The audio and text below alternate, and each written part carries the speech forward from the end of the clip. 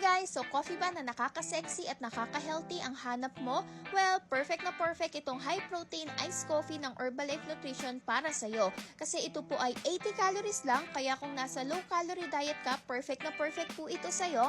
And 15 grams ng protein meron ito. So combination siya ng coffee at whey protein, kaya nakakadagdag po siya sa busog.